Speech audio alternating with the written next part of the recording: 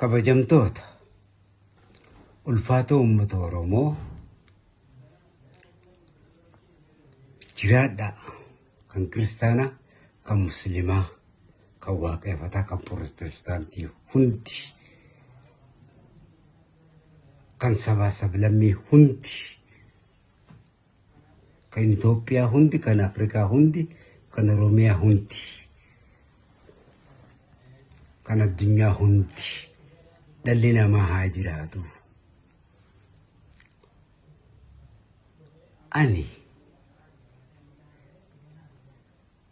kabajamoo obbo Yaadataa Junaydii waa hunda kan ka'e naatu siif cufanaan jedhanii jiru. Obbo Yaadataadhaaf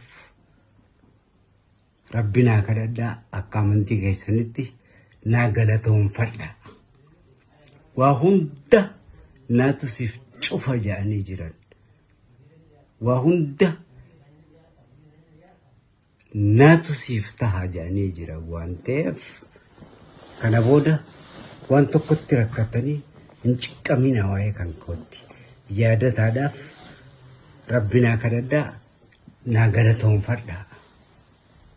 Anilleen maqaa keessaniin maqaa uummata Oromoo kabajamaan maqaa mootummaa Itoophiyaatiin maqaa mootummaa Oromiyaatiin maqaa qabsaa'ota uummata Oromoo hundumaan galateeffadheetiin jira.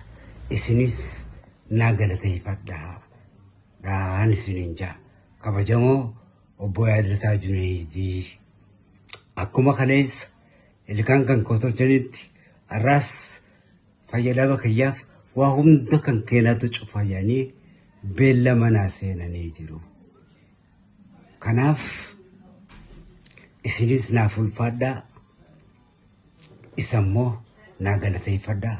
Bye bye.